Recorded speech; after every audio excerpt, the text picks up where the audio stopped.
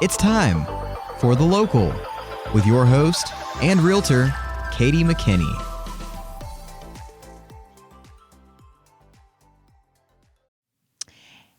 Hey guys, Katie here, your real estate professional, and today I've got Kevin here. Kevin, thanks for being here. I'm pleased to be here. Kevin, and correct me if I'm wrong, we're super excited to have him because he is what most people consider the new owner of the Woodward McDonald's, and just absolutely thrilled to have you. Kevin, thanks for being here again. I know you are super, super busy, so thanks for taking the time out. I'm happy to do it. Yes. So tell us a little bit about yourself. Where are you from? How did you get to the Woodward area? I'm originally from, Houston, Texas. Graduated high school there. I was a competitive swimmer in high school, and ultimately college. Was recruited to a smaller school in Arkansas, Henderson, and swam for the entire semester, and then decided this is work. And yes, and my bride also was recruited as a diver. She was a much better diver than I was a swimmer. She ended up being a 4-year All-American, and went to nationals every year and that sort of stuff. But we met there.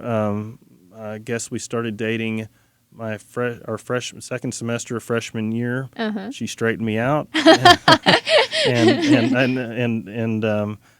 we were married a year after. Well, I guess she graduated in '93, mm-hmm. and we were married shortly thereafter. And so, her dad was a McDonald's owner-operator.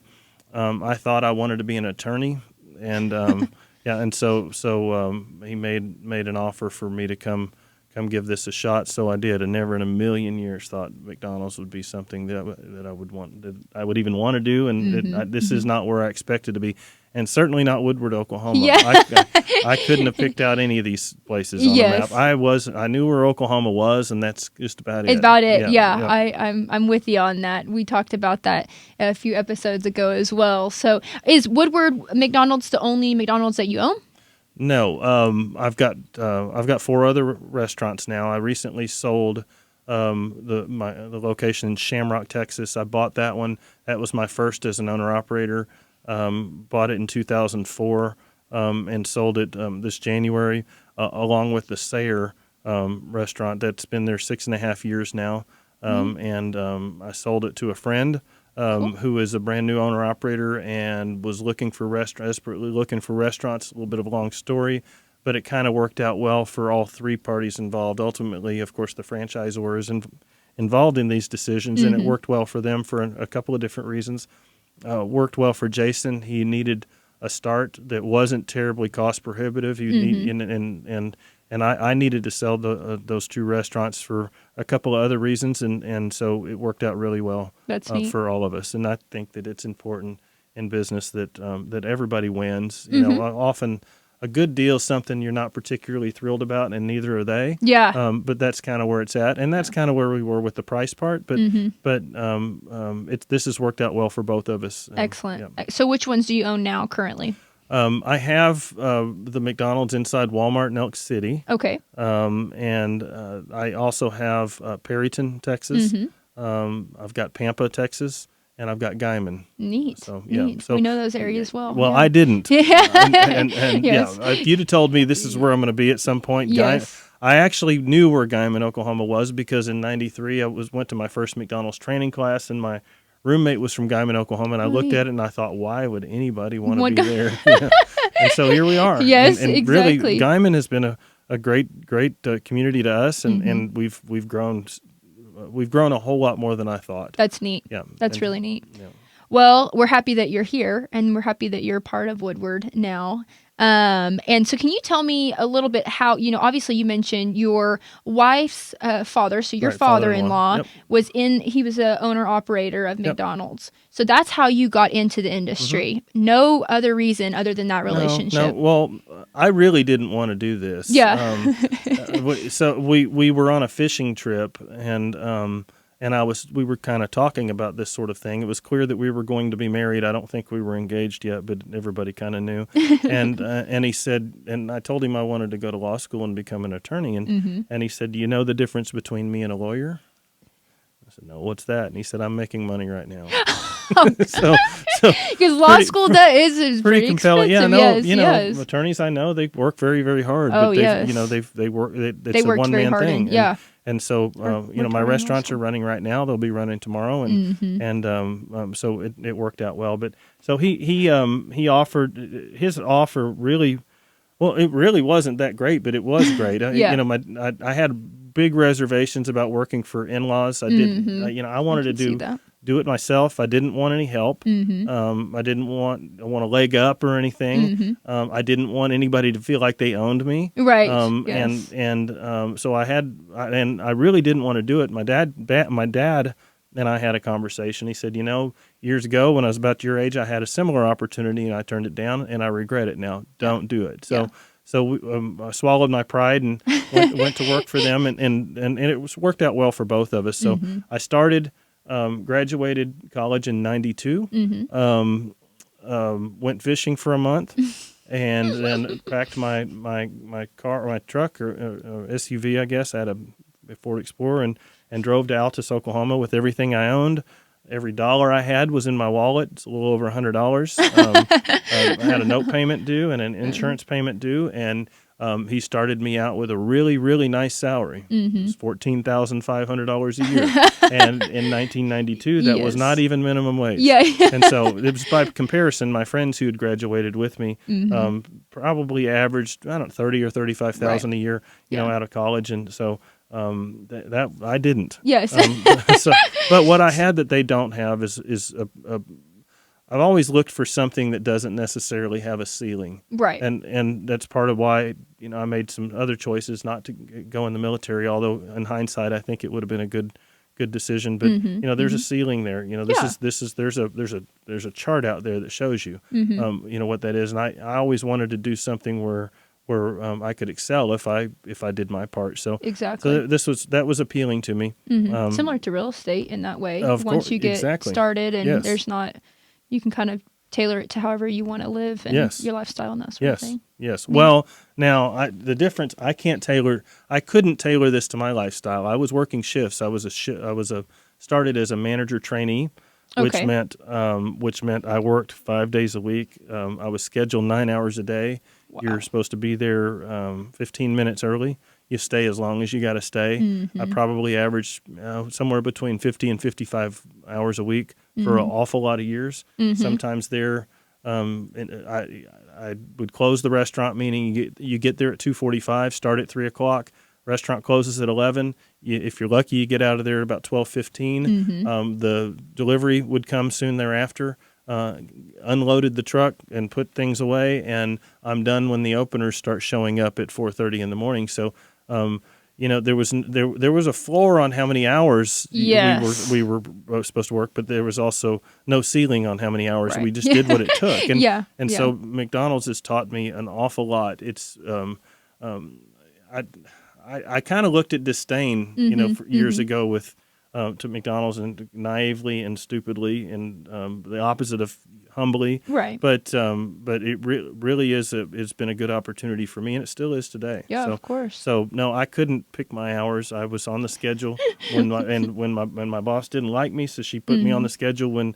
And it didn't necessarily fit my lifestyle. Right. I worked when others didn't want to. Right. So that means I'm there Friday nights, I'm there Saturday nights, I'm there Sunday. And so, but it taught me good lessons there. My worst days often end up being my best. And, those kinds of things, it's not easy while you're in the middle of it, but in hindsight, I recognize the value of those lessons and I don't expect anything from my people that I've not done. Exactly. That's what the one thing I was going to say is you've done it, and so it's kind of neat that they have a lead by example as well, a leader by example. So what are a few of the misconceptions about the restaurant or food industry? I'm sure there's a lot.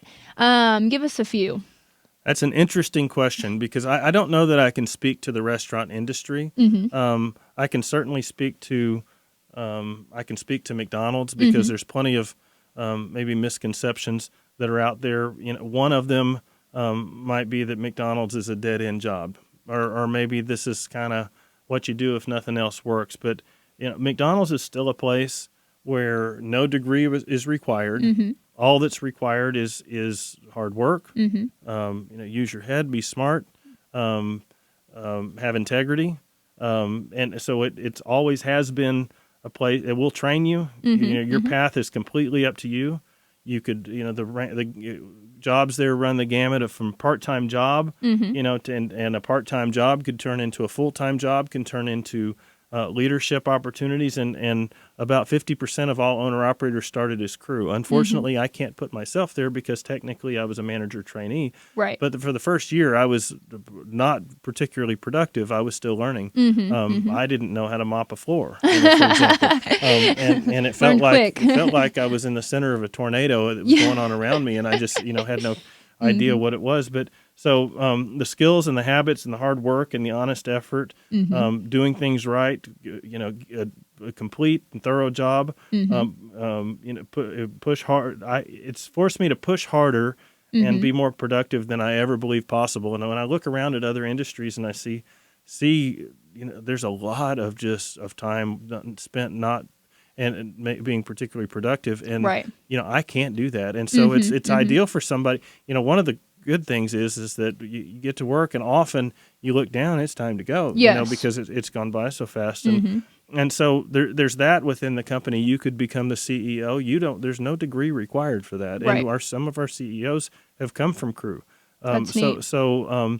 And then another one is, for example, if a young person was wanting to go to college, I did some math this summer. Probably the least reported, or this should be common knowledge across the country, but a few years ago, McDonald's instituted a program called Archways to Opportunity. And whether you've heard of that or not, if you haven't, that's just a shame. Shame on us. We should do a better job of getting that out there. But Archways to Opportunity has a number of different programs. But the one I wanted to kind of focus on was, if a kid wants to go off to college, go to work for McDonald's, come to work my restaurant, work the summer, so 90 days. Once you've worked there 90 days and averaged 15 hours a week, you qualify for a $2,500 scholarship. I shouldn't say qualify. You get it. Oh, wow. There's no strings attached. And there's a couple of reasons that I think that this hasn't been more widespread, taken advantage of, because look, people just think there's strings attached. Right. Yeah, you would think that there would be an obligation to continue on employment if that was ideally, I don't want somebody coming to work because about the time the 3 months is up, they probably haven't been particularly productive. Right. And I would prefer for somebody to work for a period of time, but technically 90 days. So let's just say, for example, that you work in one of my restaurants for that 90 days and you go off to college. Let's say we pay you $9 an hour or something, and so for 15 hours a week, 90 days, you're done. We'll go off to school. You will have made the equivalent of $23 an hour. Show me a job where a high school kid can make $23 an hour. It's not there. Yeah. And so we've tried to get the word out with school counselors, and we've done some things along those lines. But and I think when we rebuild this restaurant, I think that we'll have a little bit more attention, and I think that it'll be absolutely stunning. And I think it'll be a cool place to work anyhow. I think it is now, but I think more so then. And I think that this will probably just be one more kind of selling point. But really, it baffles me. I had 7 restaurants recently. I think I've got 6 people who've applied for and gotten the scholarship, which is crazy to me. Yeah, I was going to say, that's not many in the whole, And I just think it's because they don't know about it. And it's not because I haven't told them. And I think it's not only just doesn't know, it don't believe. Yes. I don't believe it. I see this thing. Yeah. I see a whole bunch of words on there, and I know what that is. That's some fine print where I won't get it. Right. This is, I don't think anybody in the country can match this. I don't think there's any organization that does more than this. And now if you're full time, and I think they say full time's 32 hours a week. But if you're full time, you get $3,000. Wow. So it's significant, and you can do that every year. It's not just once a year. So if somebody wanted to work here and then transfer to Stillwater or transfer to Clinton wherever it is that you want to go. I guess Weatherford. There Yeah. aren't many colleges in Clinton, I don't think, are there? I don't think of it. I don't know of any, but Clinton's a great place. I don't know. I need to do a little research. They've got a hospital there, a great hospital. So if they wanted to do that, then they'd get that every year, and it doesn't require 15 hours a week. If you think about that, that's 3 days, 5 hours. Really, what is that? It's nothing. It's simple. I mean, it's just an afterthought. So, and so you're saying you can do it year after year. Yes, wow. you can. Yeah, that's awesome. And there's other things along those lines with Arch Waste Opportunity. But my point is McDonald's is there anything but a dead end job? Exactly, and that's a misconception. For sure, definitely. Yeah. And I guess the other one would be that our food's not real. You probably hear that. You hear that. You do hear that. Yeah. So I'd say tell that to Gary and Sue Price, who are the ranchers of the 7-7 Ranch in Corsicana, Texas. They work with the A&M Ag Research Department. They're pioneering an optimal pasture management and grazing practices. They're working to optimize balancing water conservation and ranch productivity. They're one of our suppliers. Neat. So how about or why don't we tell that to Lyle and Garrett Perman, who are also beef producers in South Dakota, who have turned 21,000 acres from crop back to native grassland for the cattle, so grass-fed beef. And they're experimenting with genetics and crossing, I don't know how to say it, Wagyu cattle, I guess. Wagyu, yes. With Angus to optimize health and of the herd and to improve the end consumer quality. So they've gotten awards for conservation, for environmental stewardship, for Ducks Unlimited as a partner. There's a list about so Pheasants Forever. Numerous universities work with them, state and local agencies. So the idea that it's not real is far from correct. It's 100%. It always has been, by the way. And in fact, I don't know the percentage. It could be a third. It could be half. It could be somewhat less than that. But I think it's at least a third of hamburger patties that are sold in our restaurants are produced in Oklahoma City at Lopez Foods. I've been to the plant. So this is there's nothing not real about our stuff. In fact, McDonald's quietly over the last number of years took out preservatives out of the I saw that. You did see that. Yeah, I think it's on like all of the advertisements or a lot of the advertisements. I'm glad to hear that you noticed. Yeah. Well, And it has customers have noticed also and have said stuff to me. So and that's just beef, and we can talk about. And McDonald's. It's just shocking at the depth at which McDonald's goes through and the standards that they expect, all the way from what they're fed, the cattle are fed, all the way to the end to when it's cooked to when it's served, and there's nothing not real in our restaurants. Right. Some of the stuff is stuff that you'll buy. Chicken is Tyson chicken. You cannot possibly buy better chicken than what it is that we're selling. Right. The coffee beans, you cannot possibly find better coffee beans than what's at McDonald's. Now, you can find different blends or whatever, but it doesn't exist. It just flat doesn't. When you see these different coffee companies, ours is more higher quality. No, it's not. Perhaps there's different grades, but certainly or different types of harvesting. Yes. And I challenge anybody to find a source that's more, end user that's more conscious of every step of the process and working with these farmers and making sure that it's sustainable. For example, not only for wherever they're growing, but also for them financially. We're not going to run a guy broke. To make an extra dollar. And of course, our scale means that we've got to have a lot of sources for everything we do. Right. French fries.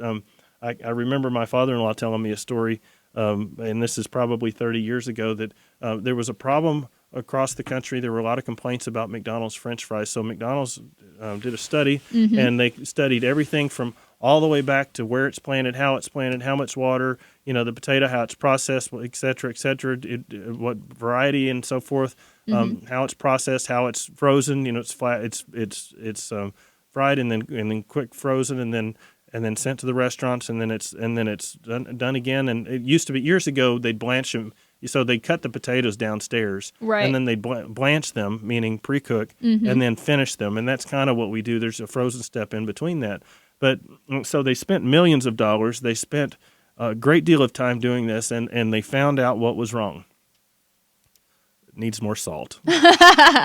Yes. So a good, and that really is the key to good French fry. Yeah, I mean, you can get everything right if you don't have the right amount of salt on it, it doesn't taste good. Exactly. And that's it. But it really is astounding to see the depth and breadth to which McDonald's goes to ensure that stuff. And if there's something that isn't right, chances are there was something with the production there in the restaurant that was done wrong. So maybe perhaps overheld, or perhaps the number of things. But and of course.